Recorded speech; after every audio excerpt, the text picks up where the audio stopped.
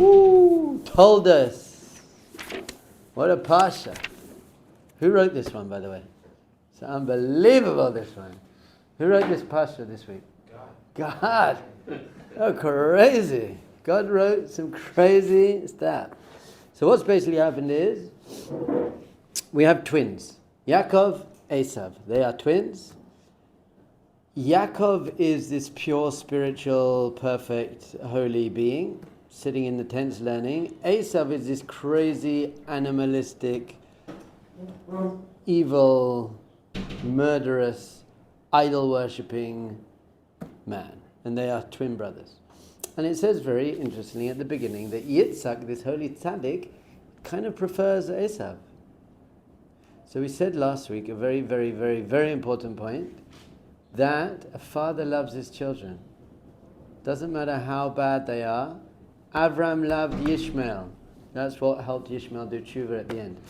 In fact, I was just on this Shabbaton last week with the Shana Aleph girls, and one of them said to me yesterday, the seminary girls, your 6-year-old son, Shimshon, said to me, I've got the best Abba. And she said, why? And he goes, because he loves me when I'm good, but he also loves me when I'm naughty. Wow, that's the best thing, that your 6-year-old son should just say that to something. I basically succeeded in my whole life now. So, we love. But we also learned this week that Esav had the same soul as David HaMelech, King David. And Yitzhak saw this. So we all have a pure, holy, beautiful, precious, sweet, shining, perfect, pure, holy, sweet, shining, beautiful soul.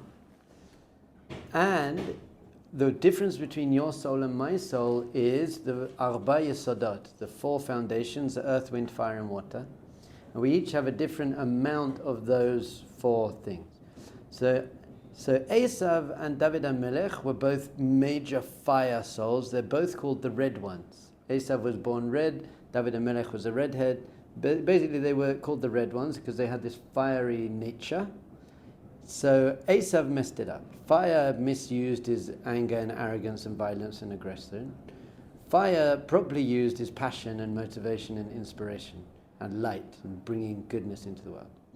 So Esav and Yaakov were basically meant to be the beginning of the Jewish people. And we know that Yaakov now is. We're called Bnei Yisrael. Yaakov's called Israel. So Esav was meant to represent physicality, the perfection of physicality, which our sages really teach us is a higher level. It's a higher level to be able to be spiritual when you're in the physical world. As I often say, if you're a Buddhist monk and you sit in a cave your whole life and meditate, and you don't get married and you don't have to pay the rent and you don't have responsibilities, that's very nice. But it's much harder to be spiritual when you have the rent to pay and the children are crying and you've got responsibilities. If you could be spiritual within the physical world, it's a very high level. That's why, in a way, Yitzhak preferred Esav. Because Yaakov was just this spiritual guy sitting in the tent, learning Torah, amazing. It's also the problem later in the Torah, when we were going into Israel and the spies, these big tzaddikim, says we can't be in Israel because it's too physical. In the desert, we're completely spiritual, learning Torah. In Israel, we're going to have to start farming, and we can't do that. And that was a big mistake, because the role of the Jew in the world is to be in the world and to uplift the world. Not only to partake in the world, but to lift literally the physical world up to being spiritual. So therefore, Esav was going to be the physical, the perfection of physicality. This is why, by the way, we say Purim is more holy than Yom Kippurim, Yom Kippur, because Purim is the same thing, complete connection to God, but within the physical world, and you're dressing up and you're eating and drinking and it's a party. When Yom Kippur, it's easy to be spiritual. On Yom Kippur, you're fasting and you're wearing white and you're in shul all day. So Purim's higher because it's the ability to be in that world. So Esav had the potential to be the highest of the high. And Yaakov was going to be the spiritual one, and that was going to be the Jewish people. But then Esav basically messed up. So what actually happened was, we have this whole blessing thing going on here. And it's very strange, this whole blessing. Yitzhak wants to bless Esav because Esav is the firstborn. Yitzhak doesn't know at this point that Esav actually, halachically speaking, is no longer the firstborn. Why is he no longer the firstborn? Because he sold the birthright. At the very beginning, he sold the birthright. So actually, people say, how can Yaakov take the rights of the firstborn and the blessing of the firstborn? That's deceiving. Well, it's not, because he is actually halachically called the firstborn now. So he was taking what was rightfully his. Then Yaakov goes in to get the blessings. Yitzhak says to him, basically, who are you? And he says, I'm Esav, your firstborn. So this is a crazy thing. Yaakov, this pure, perfect person, is now basically lying, deceiving his father. Now, our deepest Sfarim say, of course he's not lying. And of course Yitzhak knew who it was. What Yitzhak was saying is, have you now taken on the ability to perfect the world? Esav had the role of the perfecting the world, the physical guy. He messed it up. So Yitzhak is saying to Yaakov, can you be Esav? Can you be that energy of Asui, which means working in this world? And Yaakov says, I can be that. I have now taken on that strength. And we see basically for the rest of Yaakov's life, he's a shepherd and he has to deceive Lavan and he's now very, very much in the world. That's why, by the way, Yaakov eventually marries two women, Leah and Rachel. It was meant to be that Leah was going to marry Esav and Rachel was going to marry Yaakov, the older one for the older one, the younger one for the younger one. But now Yaakov became Esav. Yaakov basically became two people in one. The perfect Jew, by the way. The perfect Jew who can sit and learn Torah and meditate and pray, but they can also go and do business in an honest way, hopefully, and perfect the world and be in the world and practice martial arts as well and do cool things.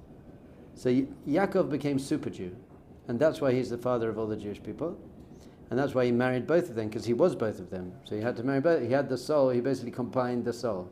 So apparently Leah and Rachel were also twins. They were born. And that's fine. So that's basically our story. Yaakov becomes Esav. Yaakov gets these amazing blessings. There's some very cool stuff that goes on here. Firstly, Yaakov's test in his life is to deceive his father. Now, all the time, you'll see this in the Torah and you'll see this in your own life in general. Your test in life is to go against your nature.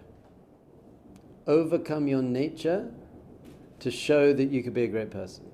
Otherwise you're just going about, Hashem gave you this skill, this talent, this power, and you're using it, that's great. But can you go against that? So for example, Abraham was chesed. Abraham was loving kindness. So what was his test? Gevurah. Fight the kings, kill your son. He got tested with Gevurah type stuff. Now, by the way, that doesn't mean he became Gevurah. He stayed chesed, but his chesed, after he showed that he could be Gevurah, was more real, because he chose to do it. He wasn't doing it just because he had to. He chose to do it. Very important. Yitzhak, he's Gevurah, and he had to do a chesed act of giving up his, I'll just give up my life. An act of just flow, whatever, letting go of myself, letting go of my boundaries, letting go of myself completely. Yaakov is emet. Titain emet liYaakov, we say it every morning. So his test was, can you bend the truth? Not lie, but can you bend the truth? And then he had to do that his whole life. He did it with Lavan. He had to do with the sheep and the thing. So he's now in this world of, can you be in this world? So this is awesome. Watch this. V'yomer alav. This is, do you have chumashim? V'yomer alav Yitzhak aviv. Kashana ushkali bini. Well, if people want to look inside, they can. So basically what happens is, Rivka says to Yaakov, you better go in now, very quickly, get in there and take the blessings before Esav comes back from the field. Yitzhak says to Esav, go out to the field and get me some nice food so that I can bless you. A whole different idea. Why does he need to eat to be able to bless? Like Moshe didn't need to eat something to bless people, and Yaakov didn't need to eat something. So that's the idea of tapping into this spirituality within the physical world. You're going to get for example, it says in the Navi, it says, Litaneg al Hashem. You should have delight in Hashem, and from that we learn Oneg Shabbos. We have a mitzvah of Oneg Shabbos. What is Oneg Shabbos? Everyone says it's nice food. Better food and drink. That's called Oneg Shabbos. Kavod Shabbos, the honor of Shabbos, is nice clothes, tidy the house. So there's Oneg and Kavod. Oneg Shabbos, says the Rambam, food and drink. Very strange to say that. Why? Because it's learned from the pasuk, from the verse. It says Litaneg al Hashem. You should get pleasure from Hashem, not from food. So what it means is, even the pleasure from food is not meant to be just physical pleasure, selfish physical pleasure. You're meant to enjoy eating the food and then thank Hashem for your taste buds and the amazing food and everything in the world and the beautiful. Appreciate that. The Netiv Shalom actually says something different. He says a metaphor, a mashal. There's a king, and he sends his son out into the villages to grow and learn. This is always the stories. And that obviously represents Hashem and the soul. So the king sends the son out, and every week he sends him a letter. I love you, you're my favorite son. And the son's so happy to get the letter from his father, the king, and he shows everyone else in the village. He goes, yes, we got a letter from the king. And no one really cares. They're like, okay. And every week he's so excited to get the letter from the king, no one cares. So one day he says, you know what, these people are just a bit ignorant. I'm going to make a big feast and invite them all to a big feast with all their favorite food. And I'm going to call it the Feast of the Letter of the King. And they're going to eat, and then I'm going to show them the letter. So he did. There's going to be a feast. All the village people come, and then all the village people come, and there's a big, all their favorite food. And he says, it's the feast of the letter of the, here we got the letter of the king, and all the people in the village are like, yay, the letter of the king. They don't really care about the letter of the king, but they got their nice food. So he says, this is Oneg Shabbos. Your body is the village people. Your neshama is the sun. So in order to let your neshama be free to enjoy Hashem and spirituality, we have to give our food. It's like throwing the dog a little bone. Here you go. Here's some cholent. Okay, now I can actually. But we make a big mistake, and you eat too much cholent and you fall asleep. You mess it up completely. For most people, Shabbat is a very not spiritual time. They get over praying quickly, then eat and drink, fall asleep, get up, over praying, get a kiddush, lunch, fall asleep, go, okay, I got a daven mincha, go third meal. It's not the way. So anyway, Rivka says, go and put on the clothes of Esav. Go and put on his clothes because you've got smooth skin and he's got not hairy skin. So go and put on these clothes. Now there's a midrash that says these are actually the clothes that God made for Adam and Chava in the Garden of Eden. It says in the Garden of Eden he made them kotonet or garments of skin, really, of skin. Now the deepest Sfarim say that really before the sin in the Garden of Eden, they were completely just souls, spiritual beings. If you looked very closely, you could make out a body. Now we flipped. Now you can just see a body. If you look very closely, you can see an aura, you can see a soul. So what God did was he literally gave them physical bodies, gave them skin. But apparently these clothes got passed down to Nimrod, the evil king, and Esav stole them from Nimrod. There's a crazy midrash about what these clothes really are. But the simple thing is, it was made of goat skins. So here we go. So he's going in there, and his father says this, 27:26. Vayamer alav Yitzhak aviv, kashana ushkali bani. Approach me, my son, and give me a kiss. V'yigash v'yishak loy, v'yarach ed reach begadav, yivrachuchu. And so he came up and he smelt the smell of his clothes. Yitzhak smelt Yaakov's clothes. Rashi says, "V'alo ein reach ra yoter mishete ve'izim." Isn't it true that there is no worse smell than the skin of goats? Ela melamed. Rather, what this teaches us, says Rashi, shenichnas imo reach gan Eden. What came in with him into the tent was the smell of Gan Eden. Now these clothes were made in Gan Eden according to the Midrash. These are clothes that God made Adam in Gan Eden. So this smell of Gan Eden, so he smelt the clothes of Gan Eden. And he says this, Ra'eh, Reach b'ni kareach sadeh asher b'achu Hashem. See, the smell of my son, that's already a bit weird. See, the smell of my son is like the smell of a field that Hashem has blessed. Rashi once again, Shenatan bo reach tov, he gave it a good smell. V'zeh sadeh tepuchin, this is a field of apples. And the Zohar and our other Kabbalistic sources teach that Gan Eden is chakel tepuchin kadishin. It's a field of apples. Not that the Eitz Das Tov V'Ra, the tree of good and evil, was an apple. No one says that. But it sounds like most of the rest of the trees in the garden were apple trees. And there's lots of deep wisdom about apples and healing. But basically, he walked in with this amazing fragrance of Gan Eden. So there's amazing midrashim and zohars on this. I'm going to tell you a few of them. Number one, re'eh. Why does it say re'eh? See the smell. So there's a midrash, Rav Shlomo brings this midrash, that what did he see? The word for clothes in Hebrew is beged. Do you know what beged also means? Boged. What does boged mean? Livgod. It means to deceive. It means to deceive. Another word for clothes, by the way, is levush, levushim. Levushim are clothes, but that comes from the word busha, which means embarrassment. Clothes are embarrassment and deceitful, all the way back to Gan Eden, where we didn't have clothes at first, but then we needed these clothes. Now what do clothes do? Clothes do two opposite things. They reveal and they cover. They cover you, but they reveal something about you. I'm wearing tzitzit and a white shirt, that reveals something about me.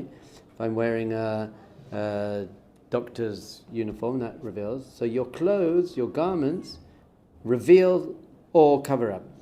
That's why the Tanya actually says you have a neshama, you have a pure soul, then you have three garments of the soul: thought, speech, and action. So your thought, speech, and action, they either reveal your soul, if you're thinking, speaking, and acting in a holy way, or they cover up your soul if you're thinking, speaking, and acting in a bad way. That's why they're called the garments of the soul. So it says, he smelt the beged. He could smell, and he saw the deceit. That there's deceit going on, but he saw through it, and the Midrash says, crazy thing, who did he see? He saw Yosef Meshita. Have you ever heard of Yosef Meshita? Amazing story. So, the Romans are basically taking down the temple, destroying everything, but they were scared to go into the Kadosh HaKadoshim, scared to go into the Holy of Holies. So they got this really the worst Jew ever called Yosef Meshita. They said, will you go into the Kadosh HaKadoshim for us and steal the stuff in there? And he was a very bad, rotten Jew. Obviously not to his core though, no Jew is rotten to his core. And he went in and he brought something out, some gold, whatever it was out, and then, I understand that only one person goes into that place once a year, it's the Kohen Gadol on Yom Kippur. So he went in, and then they said, okay, go back in, get us more. And he said, you know what, just because I betrayed my God and myself once, I'll never do that again. And they started torturing him. It's an amazing midrash. And in the Gemara in Sanhedrin, I think.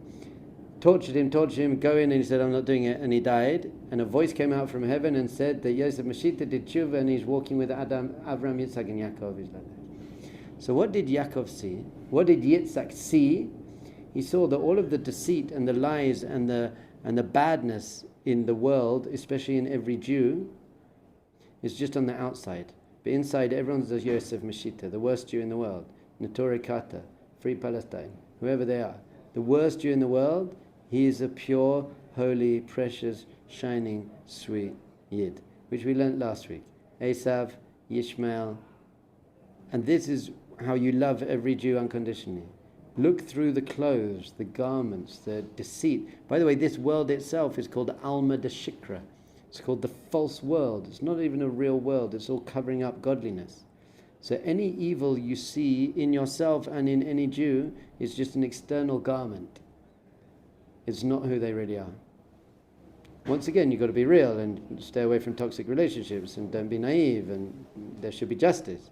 But look through the external garments and see that Yid see the neshama in every single Yid. So that's what he is, really, really deep down. Rav Leibel Eiger says another idea. He says this: Yaakov does Yaakov does not want to deceive his father. Rivka, his mum, says, you've got to go and do it right now. Get in there. And Yaakov's like, I can't do it. And he was so broken to do this. But his mother said, look, you have to do it. Rav Shlomo says, Yaakov says to Rivka, just let me go to the mikveh first. And she goes, you don't have time. And he goes, I just want to say some Tehillim, please. I don't have time. No. So he goes in there and he's just very broken. And his heart's broken that he has to do this. In some ways, it was much more powerful to be able to receive the bracha. Because if you feel that you deserve it, I went to the mikveh, I'm doing everything well, I deserve these things, there's a bit of ego. And if you have a bit of ego, you can't really receive the bracha. It's covering up your soul. So he had to go in as a kind of broken person. Rav Leibele Eger says that the smell of the broken heart of a Jew is the smell of Gan Eden. That is the smell of the highest heavenly place. Because when we break our ego and we break our sense of self and we break through to our neshama, that's what he was smelling.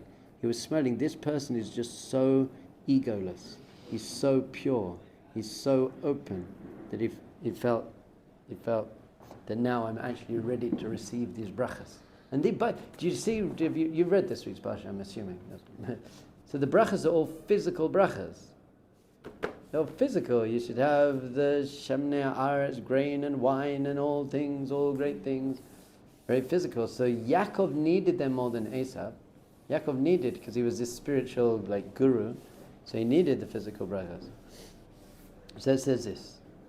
Vayomar Ra'eh, see, I can see Yosef Meshita, I can see that really every Jew, even when they're deceiving someone, they're so pure and holy and amazing and sweet. Reach bani kareach hasadeh. The smell of this child is like the smell of the sadeh. So, the Ozher of a Rebbe, who I'd never heard of until I read in Rav Shlomo's book, says a beautiful idea. Is it in last week's Parsha? Yitzhak goes out to pray. V'yetze Yitzhak lesuach basadeh. The Gemara in Brachas, Kaf Vav Amud Bet. Sounds impressive, but I only know because I'm learning it with my son, a 10-year-old son who's learning at school. Says that Mincha was established by Yitzhak. How do we know that? Because it says in the Torah, V'yetze Yitzhak lesuach basadeh. Yitzhak went out to speak in the field. And there's siach, when it says siach, let's talk about tefillah, prayer. Rabbi Nachman says you should pray in the field as well, because then the whole of nature prays with you and prays for you. Oh my goodness, we don't have time. There's another thing. It says when Yitzhak and Rivka are davening for a child, he was vayater. I wish I could find it quickly. Vayater, and he prayed hard to have a child. Here we go. Vayeta Yitzhak la Hashem, and he entreated. He really begged Hashem, please, can I have a child? Lenachach ishto, opposite wife, ki akrahi, because she was barren. V'ya'ater lo Hashem. V'ya'ater lo Hashem. The translation said Hashem allowed himself to be entreated by him. It's the same word. V'yatar Yitzhak. Yitzhak prayed, and then it says V'yater lo Hashem, which literally kind of means, and Hashem prayed for him. So the Ropshitzer Rebbe says Yitzhak was davening so hard that eventually Hashem was davening for him as well. Beautiful. It's like, I want you to have this as well. I want you to have this. You got to want for other people. If someone asks you for something, can you do something for me? If you just do it, that's nice, but you should want it for them as well. And we always say this in this class, you should pray for other people more than you pray for yourself. Just pray for everyone else. Pray for yourself a little bit, pray for everyone else. Anyway, for Yitzhak lesuach basadeh. Yitzhak went out to pray in the field. So when it says, Ra'eh reach bani karech sadeh, the smell of my son is like the smell of the field, what was he saying? The smell of when I went out to daven in the field, I was davening that I should have a family, and then Rivka came along, but I was basically davening for this child. So I smelled my own prayer. That field that I was smelling, I was davening to Hashem, please, this kid is the manifestation of my prayer. My prayer has been answered in this kid. So basically, what this whole Parsha is saying, and all the Parshas are saying, and the whole Torah is saying, and the whole of your life is saying, is you have to love every Jew completely, see through all the deceit, all the garments, all the evil, all the external layers. You have to stand up against injustice. I get that, do that. But see through everything. Every yid has a neshama. Every yid has a precious, pure, holy, sweet, shining, holy, sweet, pure neshama. But the role of the yid is not to be sitting in some cave. We got to bring that neshama into the world. We got to be Esav and Yaakov in this one. He became Yisrael. That's what Yisrael. Yisrael. The word Yisrael comes from Yashar Kel, straight to Hashem. And the letters of Israel have all of the fathers and mothers. The Yud is Yitzhak and Yaakov, and the Shin is Sarah, and the Resh is Rachel and Rivka, and the Aleph is Abraham, and the Lamed is Leah. We've got all of our fathers and mothers with all their amazing spiritual powers in this one. We're B'nai Israel. So what does it mean to be B'nai Israel? We have to have this balance of spiritual and physical when we're completely spiritually connected to Hashem through our neshama, but then we are completely manifesting ourselves, uplifting the physical world around us, and you only can do that by seeing the good in every other Jew. Be'ezrat Hashem, good Shabbos. Yidden, so holy, so pure, so precious, neshamas from Yidden, neshamas from Yidden. Yidden, Yidden, Yidden, Yidden, Yidden, Yidden, Yidden, so precious, so pure. Yidden, Yidden.